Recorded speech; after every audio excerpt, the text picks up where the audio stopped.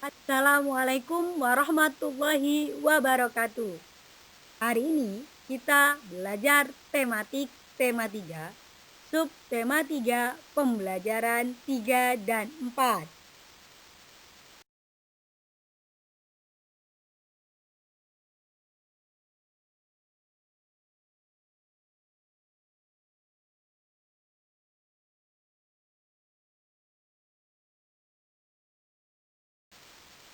Ada 5 pokok bahasan yang akan kita bahas pada pertemuan hari ini. Yang pertama, pembangunan sosial budaya di Indonesia. Yang kedua, keragaman di Indonesia. Yang ketiga, keragaman sosial budaya Indonesia dan manfaatnya.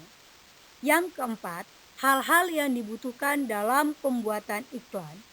Dan yang kelima, ciri-ciri karya seni batik.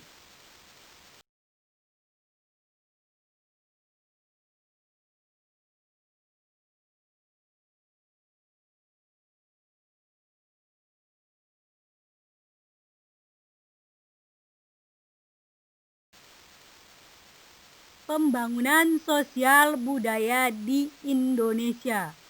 Tahukah kamu tentang pembangunan sosial budaya? Pembangunan sosial budaya adalah pembangunan yang mencakup kehidupan sosial dan budaya di masyarakat. Pembangunan sosial budaya dirancang untuk meningkatkan taraf hidup masyarakat di dalamnya. Sudahkah kalian mendukung pembangunan sosial budaya selama ini?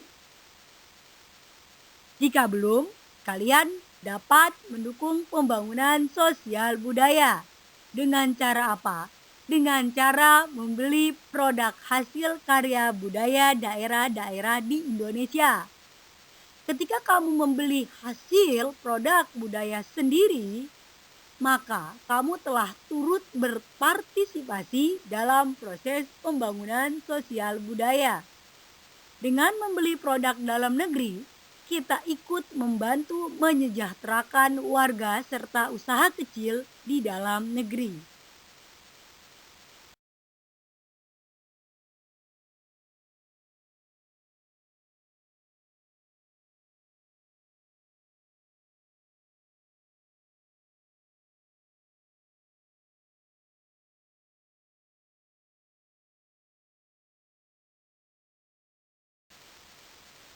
Indonesia merupakan negara yang kaya akan keragaman. Keragaman tersebut meliputi suku, bangsa, agama, budaya, serta kegiatan ekonomi. Meskipun keragaman ini menimbulkan perbedaan, namun masyarakat sebaiknya tetap bersatu sesuai semboyan Bhinneka Tunggal Ika yang mencerminkan keragaman namun tetap satu jua. Keragaman dapat kita temui dalam kehidupan sehari-hari. Misalnya pada organisasi.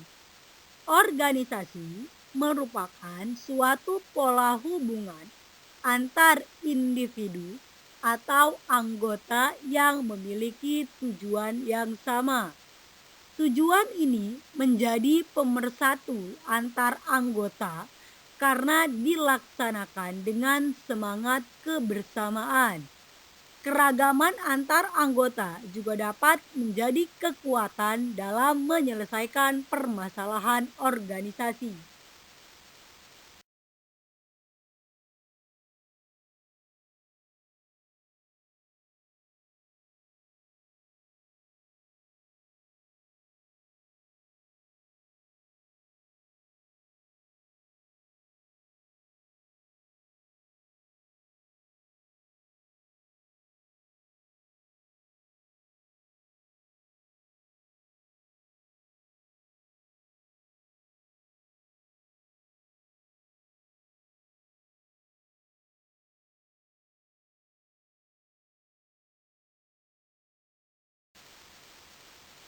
Indonesia kaya akan keragaman sosial budaya.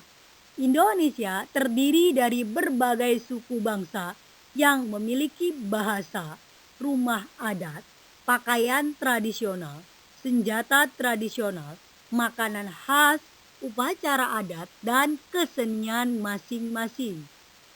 Keragaman yang ada sebaiknya bukan menjadi pemecah belah persatuan, melainkan menjadi modal dalam pembangunan nasional Indonesia.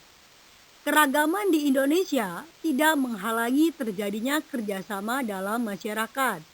Kerjasama diperlukan untuk bersama-sama mewujudkan cita-cita pembangunan nasional. Cita-cita pembangunan nasional tersebut adalah menjadikan bangsa Indonesia sebagai bangsa yang maju dan sejahtera. Banyaknya wisatawan asing yang berkunjung untuk melihat keragaman sosial budaya di Indonesia merupakan salah satu contoh bahwa keragaman yang kita miliki dapat menjadi modal pembangunan bangsa. Berikut contoh manfaat keragaman sosial budaya. 1. Menumbuhkan rasa nasionalisme atau rasa cinta tanah air. Yang kedua, sebagai identitas bangsa di mata internasional. Yang ketiga, memupuk sikap toleransi sehingga persatuan Indonesia tetap terjaga. 4.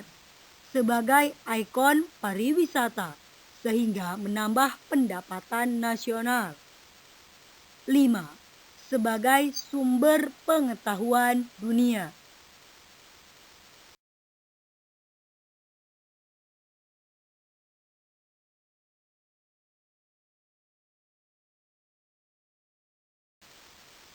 Kita telah mempelajari hal-hal yang harus diperhatikan dalam pembuatan sebuah iklan agar menjadi iklan yang efektif. Untuk dapat membuat iklan dengan baik, tentu kita perlu mempersiapkan terlebih dulu hal-hal yang dibutuhkan. Mari kita ingat kembali unsur-unsur dari sebuah iklan yang terdiri dari judul, subjudul, isi, serta visual yang menarik.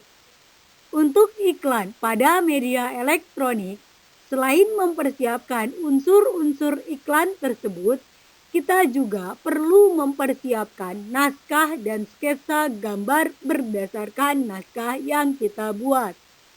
Setelah naskah selesai dibuat, kita perlu mempersiapkan pemeran dengan jumlah dan karakter yang sesuai dengan naskah. Dalam pembuatan naskah tersebut, kita dapat memasukkan materi yang sedang hangat diperbincangkan masyarakat dan memiliki daya tarik yang kuat.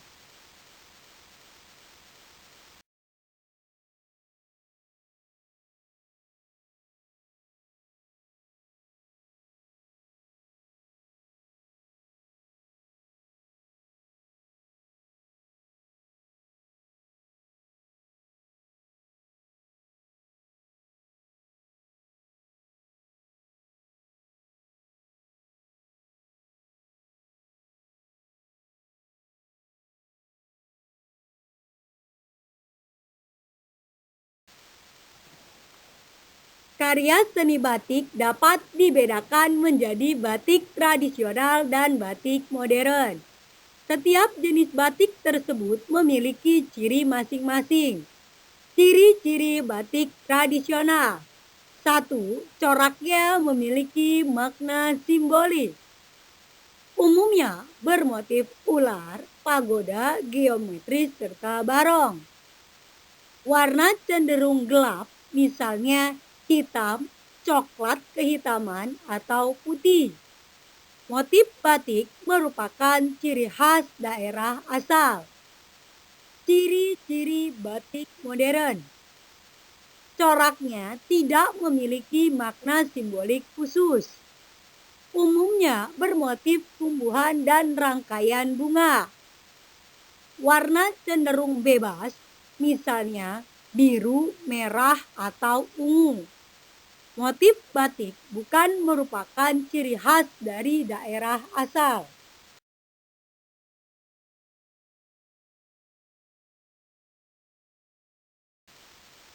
Dalam pembuatannya, batik memiliki beberapa teknik yang dapat digunakan antara lain sebagai berikut. A. Teknik tulis, yaitu teknik membuat batik dengan kain yang dihias dengan tekstur dan corak batik menggunakan tangan. Pembuatan batik jenis ini memakan waktu kurang lebih 2-3 bulan. 2. Teknik cap, yaitu teknik menghias kain dengan tekstur dan corak batik yang dibentuk dengan cap. Biasanya terbuat dari tembaga. Proses pembuatan batik jenis ini membutuhkan waktu kurang lebih 2-3 hari. Yang ketiga, teknik cetak atau sablon, yaitu teknik mencetak kain sehingga memiliki motif seperti batik. Proses pembuatan batik ini tidak menggunakan teknik batik, tetapi menggunakan alat cetak atau sablon.